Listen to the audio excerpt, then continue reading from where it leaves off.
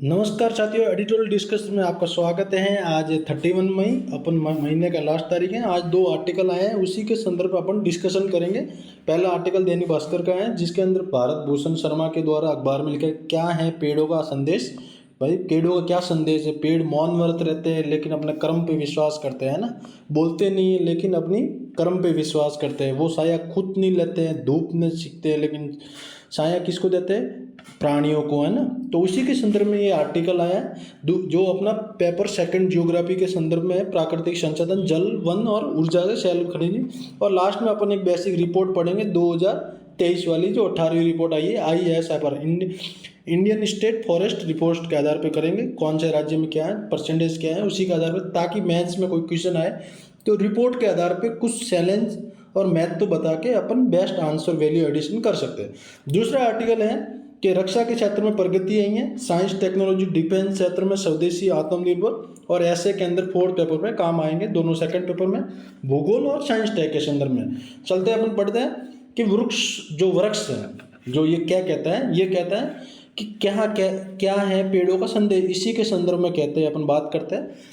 भाई अभी वर्तमान में भारत की स्थिति पेड़ों के बारे में बात की जाए तो पेड़, अभी वृक्ष की बात की जाए तो वृक्ष के कुल वन है ना, कुल वन भौगोलिक क्षेत्र में राजस्थान का कितना है, भारत का कितना है, 32.87 लाख वर्ग किलोमीटर। कितना है, 32.87 लाख वर्ग किलोमीटर कुल भौगोलिक क्षेत्र। और कुल भौगोलिक क्षेत्र के अंतर्गत कितने वन है, अभी 2023 जो रिपोर्ट आई 18वीं, उसी के अंतर्गत कितना है, 21.71% है। कितना है, यह फैक्ट याद रखना, 21.71% कुल वन है। और जबकि कुल वन जो है उसी के संदर्भ में एक बात की जाए तो कुल वृक्ष, इसी के अंदर भौगोलिक क्षेत्र 32.87 लाख में कुल वन तो इतना है, और कुल जो वृक्ष आवरण है वो कितना है, वो 2.9% है। कितना है, 2.9, और 21.71 और 2.9 मिला के अभी 32.87 लाख वर्ग किलोमीटर कुल जो वन क्षेत्र है वो कितना है, टोटल मिला के वृक्ष और वन दोनों मिला के 24.68% के आसपास ही है। तो आपको मैंने ये बेसिक इसलिए बताया। और सर्वाधिक वन की बात की जाए कहाँ पे, एक तो आंध्र प्रदेश, कहाँ पे, आंध्र प्रदेश, तेलंगाना है, उड़ीसा के क्षेत्र में सर्वाधिक वन हैं। अब बेसिक और बातें करते हैं कि भाई क्या मोटा मोटा उद्देश्य है। बेसिक बात करते हैं कि राज्य जो कुल है राजस्थान के संदर्भ में रिपोर्ट में कहा गया कि 394 वर्ग किलोमीटर की वृद्धि हुई है। किसमें, राजस्थान में। किसके अनुसार, IFSR रिपोर्ट 2023 की रिपोर्ट के अनुसार, जो 18वीं वन रिपोर्ट आई है उसी के संदर्भ में। अब रिपोर्ट जारी करती है प्रतिवर्ष 2 साल में एक बार जारी करते हैं। वन नीति की बात की जाए, क्या राज्य सरकार ने वन नीति के रूप में बहुत सारे काम किए हैं, वो अपन आगे पढ़ते हैं। जब तक इनका वनों का महत्व पढ़ते हैं कि वन को महत्व है वो क्या है ना, वनों का महत्व के बारे में पढ़ते हैं। देखो, वृक्ष को महत्व इसलिए दिया गया कि मान लो बेसिक से बात कर दी जाए ना, बेसिक तो पर्यावरण महत्व के संदर्भ में बात की जाए तो पर्यावरण महत्व ये कहता है कि वायु शुद्ध जो हवा मिलती है वो मिलती है। एक तो अपन को ये आपके NCERT बेस में है और अपन को लिखना इसी तरीके से लिखना है। वायु शुद्ध, जल संरक्षण को बढ़ावा देते हैं। जल संरक्षण कैसे, मान लो ये कोई तट है, ठीक है, अब माँ खेल है, ये खेत है अपना। अब इस खेत के यहाँ पे अपन पेड़ लगे हुए हैं, बारिश हुई, पानी आया, अब ये जमीन है ना, जो उपजाऊ जमीन है, ये किसी और खेत में लेके नहीं जाएंगे, आगे लेके नहीं जाएंगे, नदी नाले में लेके नहीं जाएंगे। पेड़ इसका जल संरक्षण को रोकता है। अब जैसे मैंग्रोव वन तट है ना, चक्रवात साइक्लोन आता है उनको रोकता है। क्यों रोकता है, कि बहुत ही मजबूती पेड़ से ये रोकता है। उसी के संदर्भ में दूसरे है कि तापमान को नियंत्रण करते हैं। कैसे, कि मान लो आप 10 गाड़ी खड़ी कर दो पेड़ के आसपास और AC चला दो, आपको महसूस भी नहीं होगा। क्यों, कि तापमान पेड़ पौधे नियंत्रण करते हैं। दूसरी बात, आप ट्रैफिक में फंस जाओ, मान लो आप सीधी चौराहे पे रह रहे हो और आपने ट्रैफिक में फंस गए, आप 4 व्हीलर गाड़ियों के बीच में, और AC जो चल रही है उसका टेम्परेचर देखो, आपके मतलब शरीर के ऊपर एकदम आग गोले बरस रहे, ऐसा लगेगा। वर्षा में योगदान आपको पता ही है भाई, जब हरियाली होगी तभी तो वर्षा को आसमान से बरसेगा, नहीं पूरा डेजर्ट हो गए तो वहाँ तो बरस ही नहीं रहा, तो इसलिए वर्षा में योगदान देते हैं। जलवायु परिवर्तन रोकथाम, कार्बन उत्सर्जन जो है, कार्बन सिंक है, उनको संरक्षण कंजर्व करने कौन काम करता है, वो करता है पर्यावरण महत्व। तो पर्यावरण महत्व में आप लोगों ने वायु शुद्ध, जल संरक्षण, ताप नियंत्रण, वर्षा योगदान, जलवायु परिवर्तन के रोकथाम में काम करते हैं। अगला पॉइंट है जीवनदायिनी का जन्मभूमि। क्या है? जीवनदायिनी का जन्मभूमि। मृत्यु तक मानव जीवन के हर शरण में उपयोगी लकड़ी, जल, छाया, शीतता है। भाई जब अपन मोक्ष की प्राप्ति होती है उस समय भी एक लकड़ी होती है, वो अगर मान लो बताते हैं अगर वो लकड़ी नहीं मिलती है तो कहीं से ला के लाना। जब शमशान भूमि में बॉडी लेके जाते हैं ना उस समय ऐसे बताते हैं कि उस लकड़ी का इंपॉर्टेंट होता है। जैसे कि खिजड़ी का पेड़ होता है, मोस्टली बहुत ही कम लोगों के पास मिलता है, लेकिन जब मोक्ष की प्राप्ति होती है ना तो बबूल वबूल नहीं देखते, खिजड़ी देखा जाता है। हर जगह अलग अलग हो सकता है, तो कई जगह लकड़ी देखते हैं, कई जगह संदन का भी थोड़ा सा भी लकड़ी का अंश मिलता है ना। जब किसी की बॉडी घर में होती है तो गांव वाले मिलके उस बॉडी की तरफ ध्यान नहीं देके उसके घर के आसपास के लोग होते हैं, गांव वाले देखते हैं इस घर में वो पेड़ है कि नहीं है, उस घर में वो लकड़ी है कि नहीं है ना। तो बहुत इंपॉर्टेंट तब समझ में आता है कि अपनी ज़िंदगी में काम क्या किया है। कितने लोग अपने, अगर आप अच्छे काम नहीं करोगे तो मोक्ष की प्राप्ति के टाइम में कोई आपको नहीं पूछेगा, कोई नहीं अच्छा काम करोगे तो बोले भाई साहब चले गए हैं, लेकिन उसके लिए कोई अच्छा काम कर दे अपन भी, है ना। तो इस तरह जो ये होती है ना प्रक्रिया, ये बहुत जीवनदायिनी के लिए बहुत अच्छा होता है। आगे चलते हैं। संस्कृति का प्रतीक की बात की जाए, पीपल, वट, तुलसी वृक्ष जैसे भारतीय परंपरा में संस्कृति का प्रतीक है ना। आगे स्लाइड पे होगा ये रहा। संस्कृति का प्रतीक क्या बोलता है कि पीपल पेड़ पूजा करते हैं। सिंधु घाटी सभ्यता से लेकर आज भी जो पीपल के पेड़ पर मान्यता है शिव जी की पूजा है। आज भी गाँव में महिला जो फास्ट फूड करती हैं, कोई त्यौहार आता है तो पीपल, है ना। और जो किसी के वो शादी रिश्ता होती है वो पेड़ से भी शादी करते हैं ना, जिसका नहीं मिलता 37 गुण बताते हैं ऐसे। वट है ना, तुलसी भी आज भी कितने सारे महिला पूजन करते हैं। किसी घर में नहीं होता तो आसपास के लोग बोलते हैं तो हमारे घर में तुलसी को पूजा की जाए। वृक्षों की पूजा सिंधु घाटी सभ्यता से लेकर आज तक है, भारतीय परंपरा से आम, है ना। ये क्या है? ये संस्कृति का प्रतीक है। नैतिक शिक्षा की बात की जाए तो बिना कुछ कहे निष्काम कर्म, विनम्रता, त्याग, सेवा का संदेश देते हैं। भाई नैतिक शिक्षा की बात की जाए तो क्या हो रहा है? यही हो रहा है ना कि भाई जो गाँव में लोग हैं वो पेड़ पौधे पे कटिंग नहीं करते, और कोई विकास भी हो रहा है पेड़ को बोलते भाई पेड़ तो रहने दे, तू थोड़ी यहाँ से दीवार यहाँ निकाल दे। आज भी गाँव में ऐसे प्यार मोहब्बत से बातें करते हैं, तो वो मानता भी है। पीपल का पेड़ कहीं भी वट वृक्ष हो तो काटने के लिए गाँव वाले समझाते हैं, अरे तो ये काम करते इधर से थोड़ा इस जगह से इधर जगह ले ले। तो ये क्या है? ये एक नैतिक शिक्षा है ना। आपने देख लो SUPW स्कूलों में देख लो, पहले आज की तुलना में 10 साल पहले और अभी देख लो, हर बच्चे के मन में रहता है। शादी करने वाले जो जोड़े होते हैं वो फेरे लेते हैं, उसके बाद हम कुछ दिमाग में आइडिया लाते हैं या कुछ बोलते हैं कि नहीं पेड़ लगाएंगे घर में, एक बड़ा करेंगे। वो कपल होता है, उसके बच्चे होते हैं, तो उन बच्चों को ये बताया जाता है देखो ये जब हमारी शादी हुई थी बेटा तब ये पेड़ लगा था, आज इसके आम लगे तुम खा रहे हो। तो ऐसे इनोवेशन आइडिया हमेशा लेते गए। तो ये क्या है? नैतिक शिक्षा है।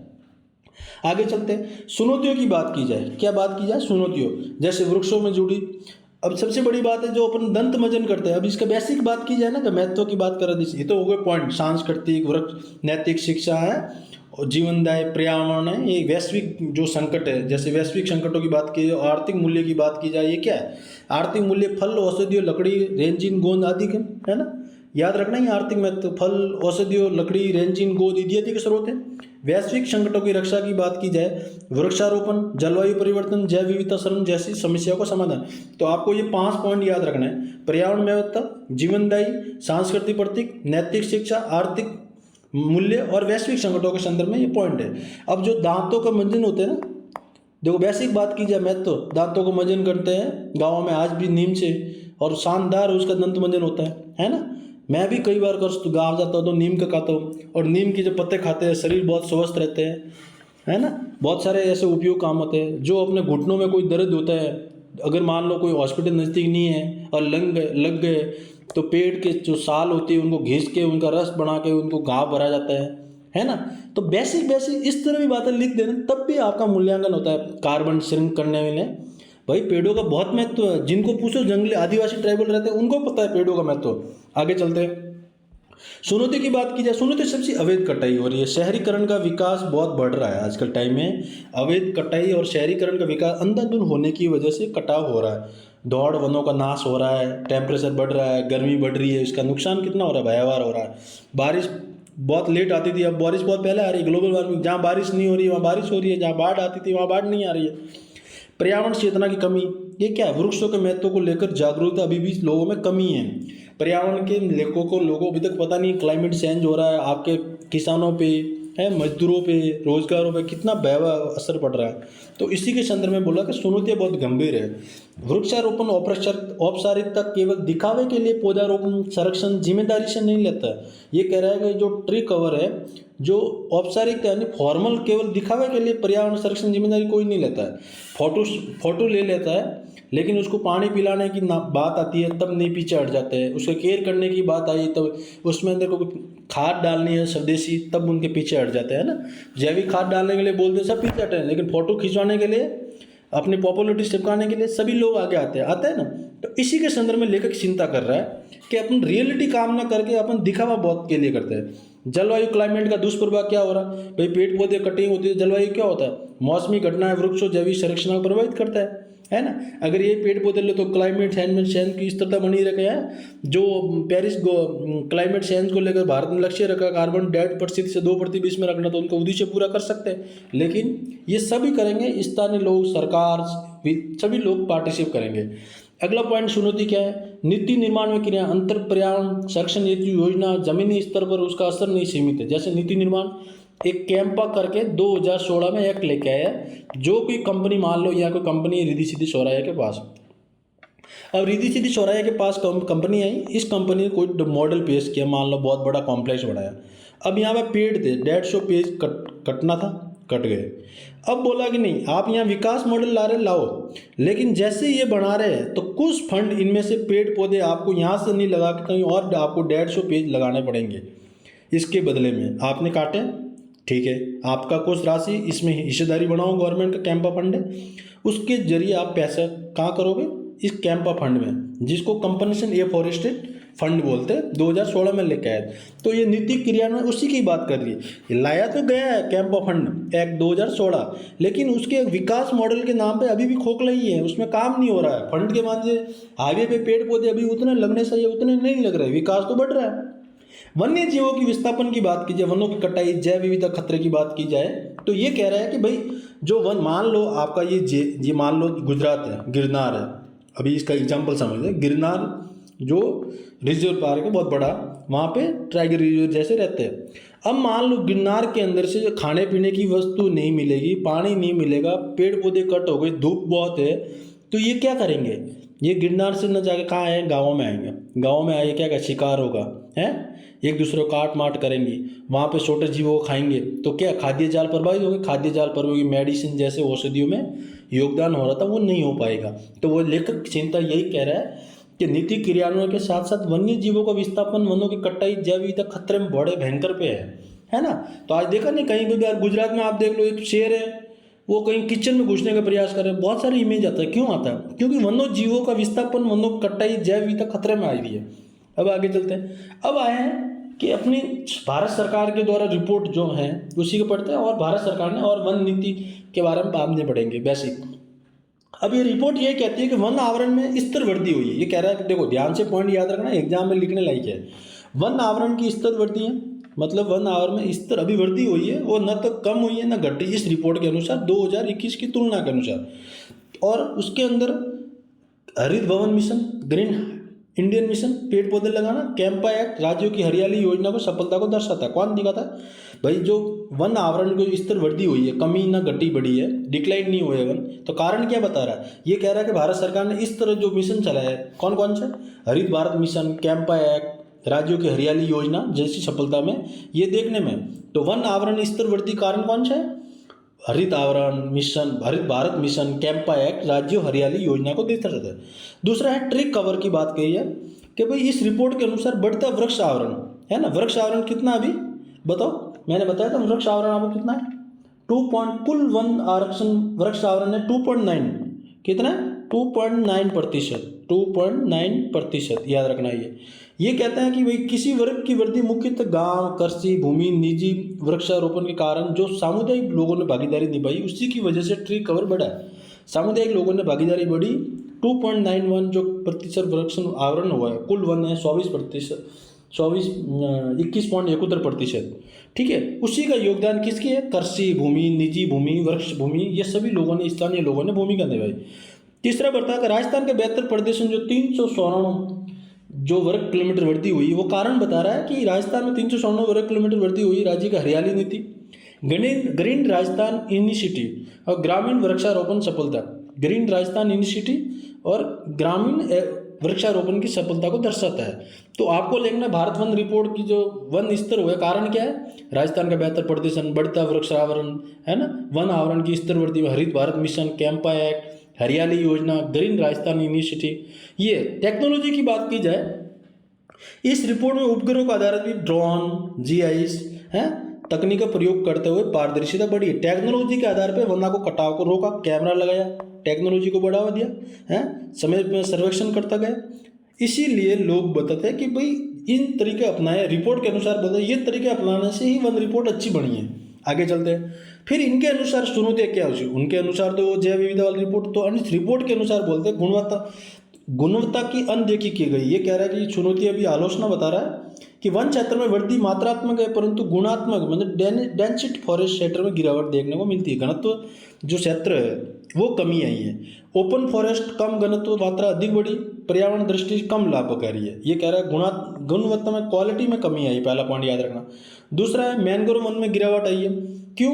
कि गंभीर जो संकट है ना, उसके तटीय पारिस्थितिक तंत्रों के कारण विलुप्त प्राकृतिक जंगल कटाव हो रहा है। इसीलिए मैंग्रोव क्षेत्रों, जो साइक्लोन जैसे प्रभावित क्षेत्रों की वजह से, जलवायु क्लाइमेट चेंज से, डेवलपमेंट मॉडल की वजह से मैंग्रोव वन को गिरावट में आई। अनेक राज्यों में नागालैंड प्राकृतिक वनों में गिरावट आई। जैव विविधता, ये क्या है? विलुप्त प्राकृतिक जंगल की बात कर रहा है। कौन कर रहा है? तीसरा पॉइंट किसकी रिपोर्ट? ISFR रिपोर्ट 2023 के अनुसार।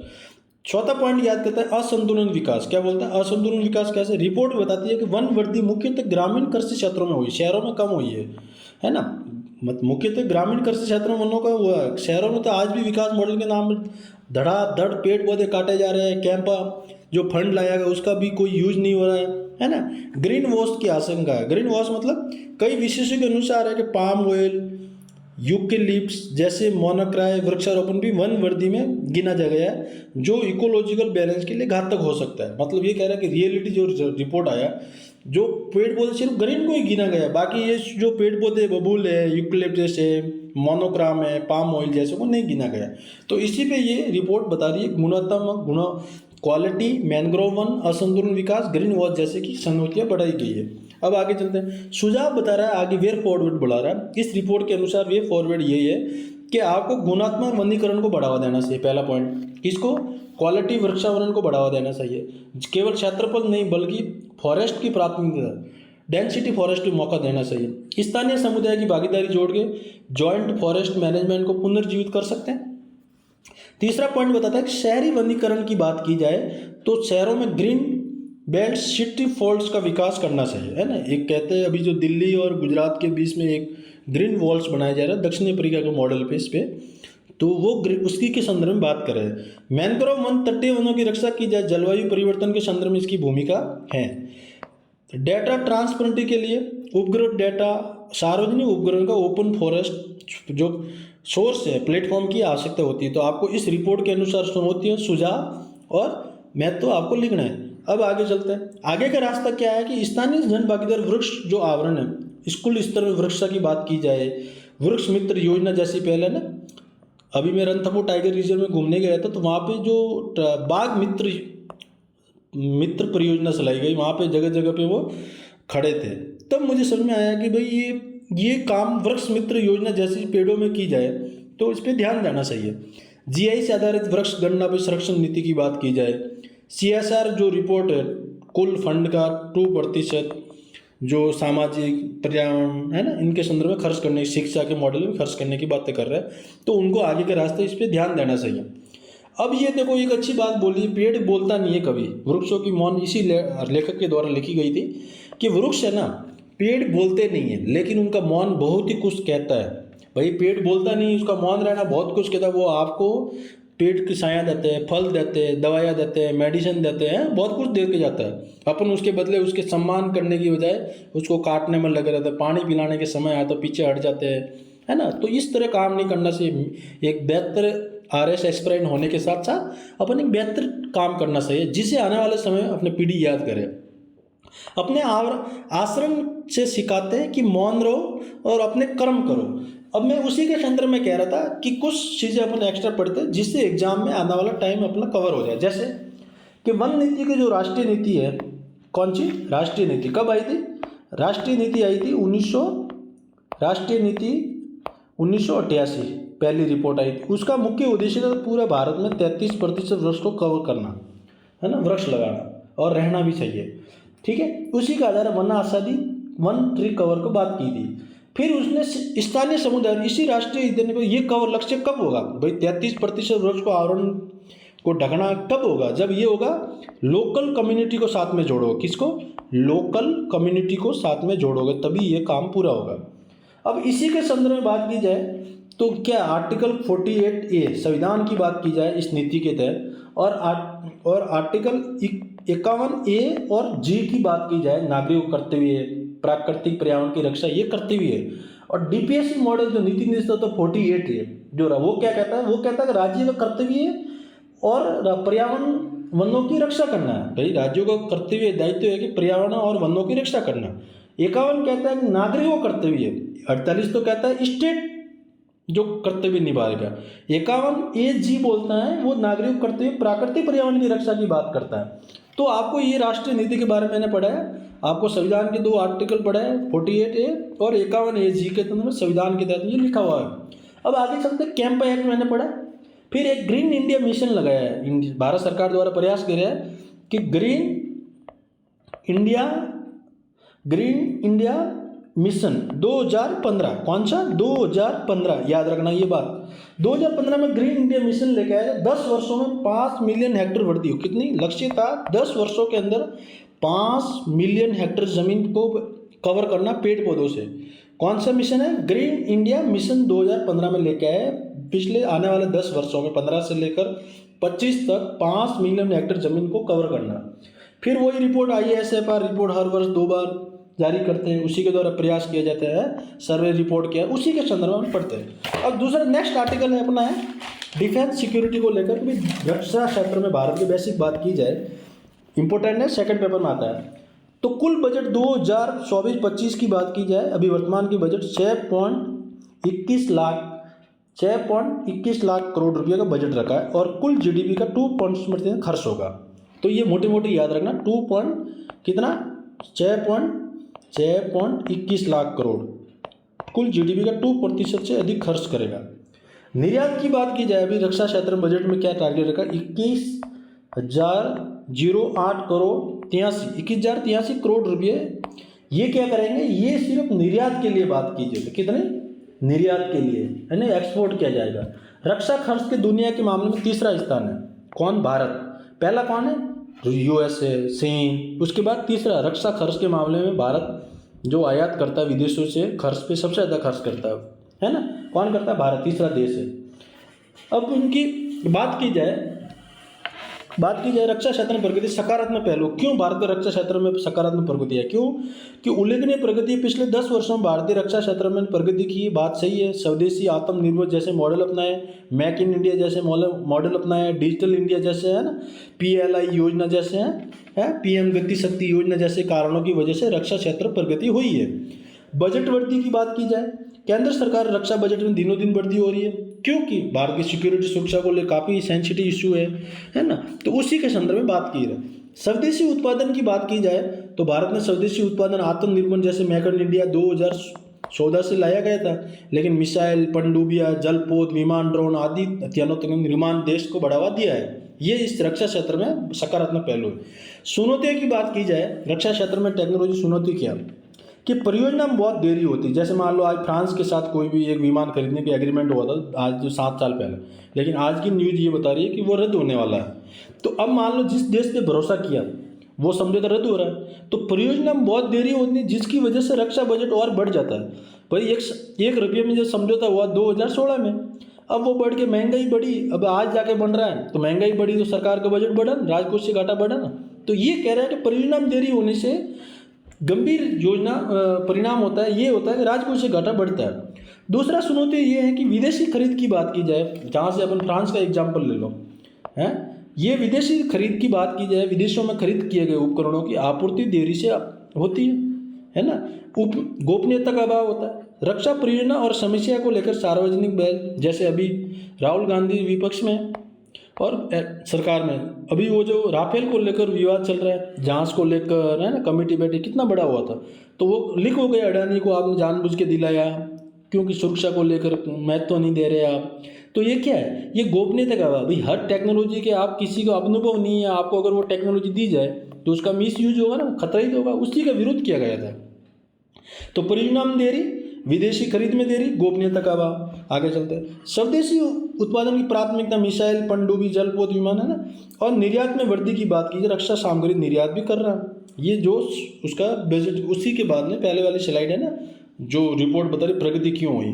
अब आगे चलते हैं कि भारत सरकार ने क्या काम किया। रक्षा विनिर्माण क्षेत्र की बात की जाए तो आईडेक्स एक तो प्रोग्राम भारत सरकार द्वारा चला, ये आपको याद रखना है। Innovation for defence excellence, startup, micro, small, medium नवाचार के लिए।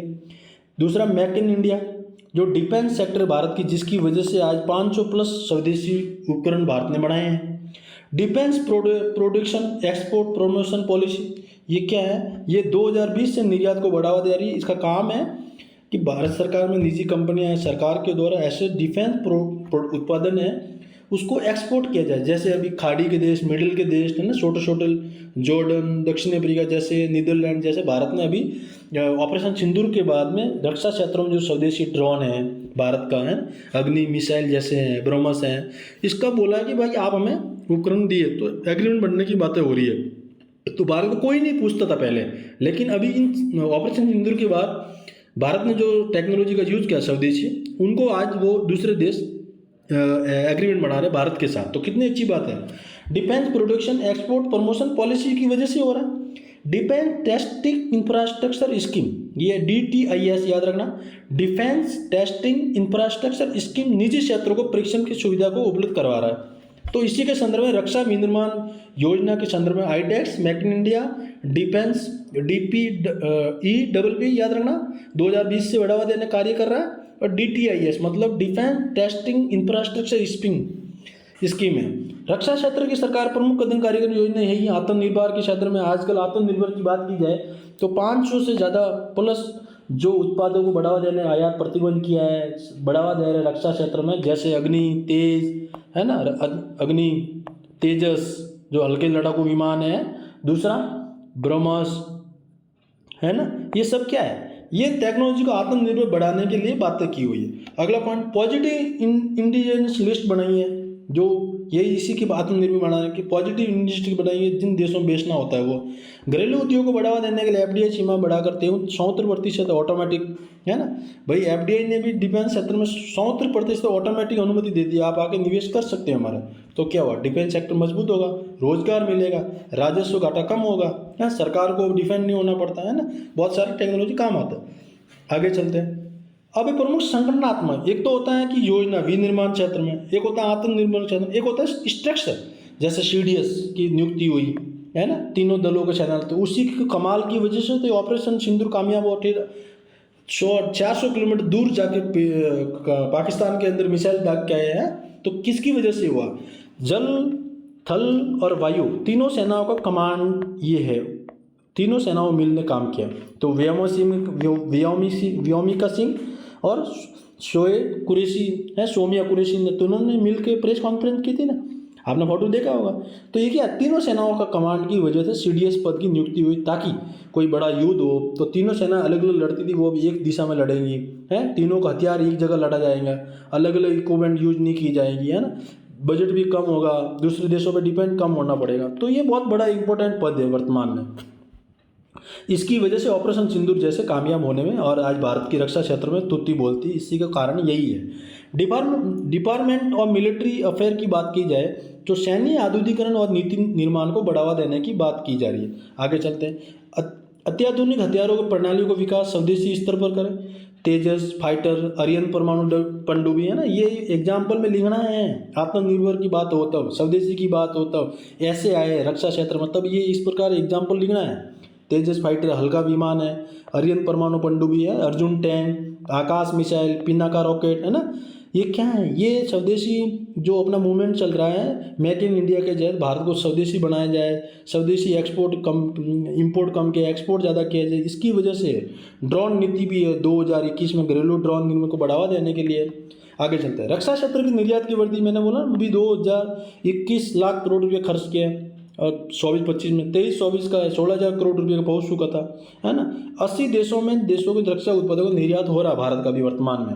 अन्य महत्वपूर्ण कदम है स्ट्रेटेजिक पार्टनरशिप मॉडल, याद रखना ये बात, निजी कंपनियों को रक्षा परियोजना की भागीदारी बढ़ाने के संदर्भ में बात की जा रही। स्पेशल प्रोडक्शन लाइन, हेल बेल जैसे सार्वजनिक उपकरणों को उत्पादन क्षमता को बढ़ावा देने। DIO की बात की जाए, डिफेंस इनोवेशन ऑर्गेनाइजेशन की बढ़ावा देने की बात की जा रही है। अब उसी के संदर्भ में पूरा आर्टिकल पढ़ा कैंपा एक्ट क्या होता है, फॉरेस्ट वन रिपोर्ट के अंदर गुणात्मक और महत्व क्या है, चुनौतियाँ क्या है, पेड़ पौधे का महत्व क्या है, पेड़ क्या संदेश देते हैं, ऐसे के संदर्भ में आए लाइन तो लिख सकते हैं। पेड़ मौन रहता है लेकिन कर्म पे विश्वास रखता है, उसी तरह इंसान को भी अपने मौन पे रखकर कर्म पे विश्वास करना चाहिए, है ना। फिर आपको डिफेंस सेक्टर की रक्षा की प्रगति की बात की जाए, जैसे आज की बात की जाए 2021 में सुप्रीम कोर्ट के महिलाओं को लिए नेशनल डिफेंस एकेडमी अनुमति नहीं थी, लेकिन उस समय निर्णय दिया कि पुरुषों के बराबर ये भी काम करते हैं। तो आज पहला बैच खत्म हुआ है, तो ये भी क्या है, ये भी एक रक्षा क्षेत्र का पार्ट है ना। अब सेना अपनी मजबूत होगी, डिफेंस एकेडमी मजबूत होगा। अब आज को पहला कैडेट जो ऑफिसर का पद है, वो पहला 16 लड़कियों के बीच में आज एक फाउंडेशन बैच खत्म हुआ, 3 साल ट्रेनिंग होती है उसमें। तो ये पहली बार हुआ 21 के बाद कैंडिडेट प्रवेश ले सकती है महिला। NDA में महिला प्रवेश ले सकती है, पहले नहीं था, है ना। स्पेशल प्रोडक्शन लाइन की बात करें, भेल की बात करें, इससे क्या है, ये सारे के सारे जो स्वदेशी मेक इन इंडिया है, ये जो IDEX हैं, ये सारे के सारे रक्षा क्षेत्र के कदम में सरकार के द्वारा उठाए गए। लेकिन एग्जाम में पॉइंट ऑफ इस तरह पढ़ने से आधे घंटे में अपना पूरा सिलेबस कवर होता है, अपने रिवीजन हो जाता है, पूरा टॉपिक का पता रहता है कौन सा, और जब भी आएगी तो इस तरह बातें धड़ा धड़ आप लिखने में कामयाब होंगे। मिलते हैं नेक्स्ट एडिटोरियल डिस्कशन में।